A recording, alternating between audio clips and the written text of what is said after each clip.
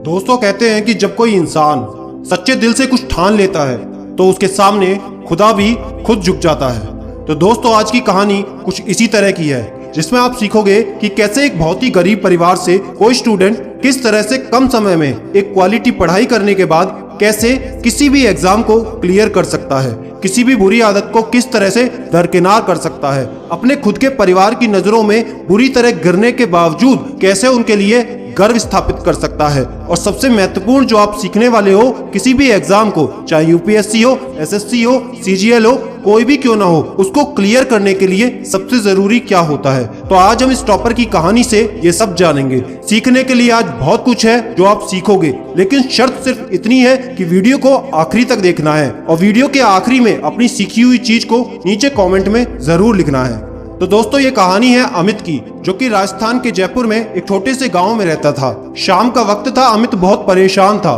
क्योंकि वो पढ़ने में होशियार था, लेकिन उसे अभी तक ये नहीं पता था कि उसे जिंदगी में क्या बनना है, क्या हासिल करना है। अमित एक बहुत ही गरीब परिवार से ताल्लुक रखता था। उसकी शुरुआती पढ़ाई जयपुर के उस छोटे से गांव में ही हुई थी। जैसा कि मैंने आपको बताया कि अमित पढ़ने में तो बहुत अच्छा था, लेकिन अभी भी वो कंफ्यूज था कि जिंदगी में उसे करना क्या है, एकदम डायरेक्शनलेस। ठीक उसी तरह से जिस तरह हम किसी बस में चढ़ जाएं, लेकिन हमें ये ना पता हो कि बस जा कहाँ रही है। और ऐसा नॉर्मली बहुत सारे स्टूडेंट्स के साथ होता है। जब उनको पता नहीं होता कि जिंदगी में करना क्या है, तो ना चाहते हुए भी वो किसी भी फील्ड में अपनी पढ़ाई को जारी रखते हैं। ऐसा ही कुछ अमित के साथ भी हुआ। शुरुआत से ही पढ़ने में अच्छा होने के कारण सभी के कहने पर और दोस्तों के साथ इंजीनियरिंग में उसने एडमिशन ले लिया, लेकिन इंजीनियरिंग में उसका मन बिल्कुल नहीं लगता था, जिसका प्रभाव उसकी पढ़ाई पर साफ नजर आता था।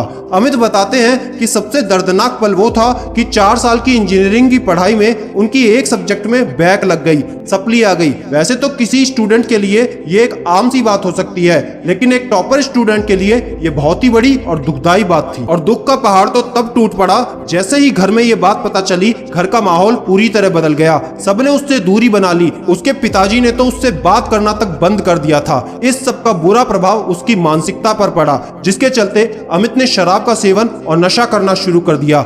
इतनी बुरी हालत के बावजूद अमित को अभी जिंदगी में बहुत कुछ हासिल करना बाकी था। अमित कहते हैं इस सब के चलते एक ऐसा दौर भी आया जब घर की आर्थिक स्थिति बहुत ही ज्यादा कमजोर हो गई। इतनी कमजोर थी कि तीनों भाई बहन की पढ़ाई का खर्चा भी उसके पिताजी बहुत मुश्किल से चला पा रहे थे। अमित साथ ही साथ एक बात बताना बिल्कुल नहीं भूलते कि उन्होंने इंजीनियरिंग की पढ़ाई कंप्यूटर साइंस से की थी और अपने बैच के इकलौते स्टूडेंट थे जिसके पास लैपटॉप तक नहीं था।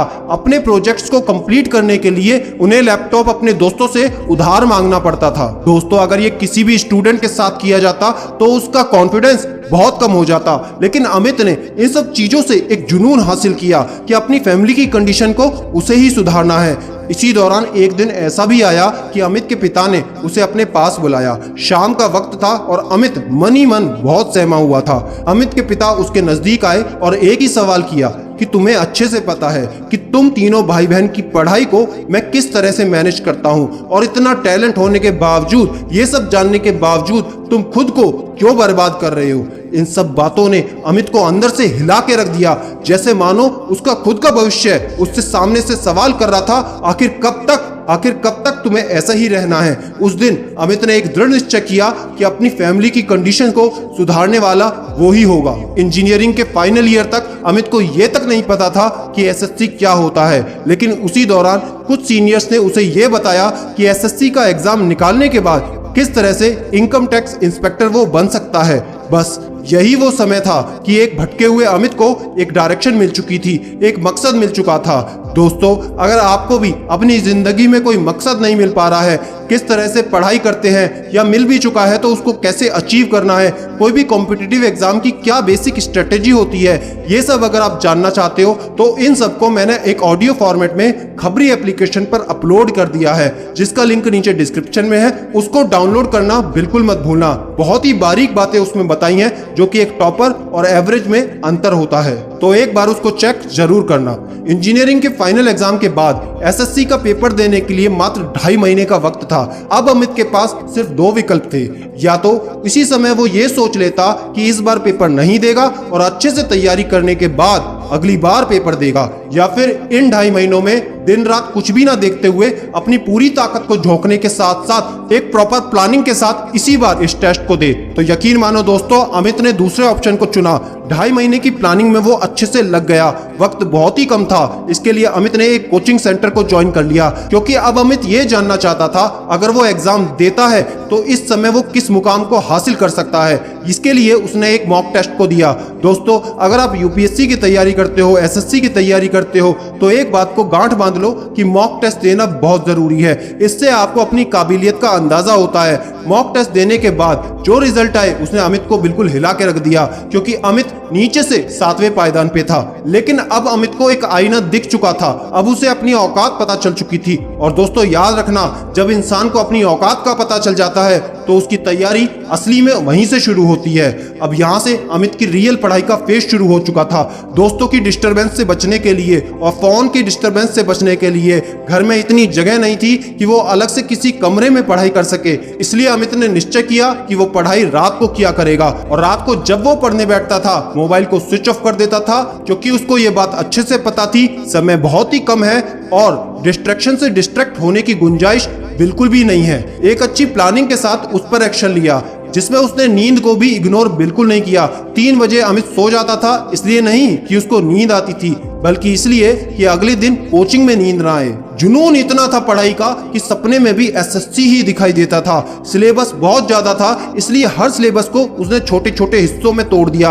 अमित बहुत ही गंभीरता से एक बात बताते हैं, चाहे आप यूपीएससी देते हो, चाहे आप एसएससी देते हो, अगर आपको अपने सिलेबस को कंप्लीट करना है तो उनको छोटे छोटे हिस्से में तोड़ना बिल्कुल मत भूलना, क्योंकि जैसे जैसे ये छोटे टास्क कंप्लीट होते जाएंगे वैसे वैसे आपका कॉन्फिडेंस बढ़ता जाएगा, और जैसे जैसे आपका कॉन्फिडेंस बढ़ता जाएगा वैसे वैसे आप पेपर देने के लिए तैयार होते जाएंगे। और दोस्तों, जब तैयारी शिद्दत से की जाती है तो किसी भी एग्जाम का रिजल्ट आपके फेवर में ही आता है। निरंतर प्रयास, अच्छी प्लानिंग और सीरियस एक्शन के साथ जो लड़का नशे किया करता था, जो लड़का अपने परिवार के लिए सर झुकाने का कारण था, जो लड़का डायरेक्शन लेस था, उस लड़के ने पहले ही अटेम्प्ट में अपना एसएससी क्लियर कर दिया। और ना केवल क्लियर कर दिया बल्कि उन चुनिंदा लोगों में भी शामिल हुआ जिनको उनका होम कैडर मिला।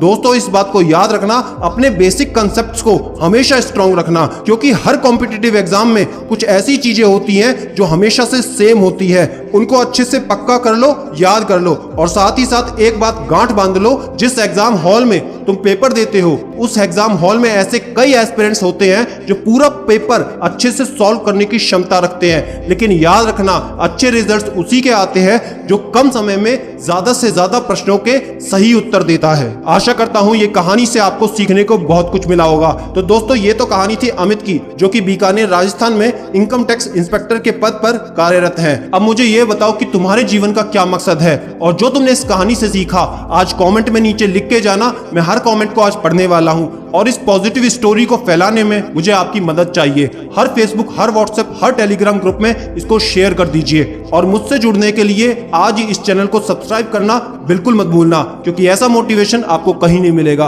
और याद रखना, मैं हूं सिद्धांत शर्मा, कोई है या नहीं, मैं हमेशा आपके साथ हूं। Be happy and stay motivated with सिडीमेनिया।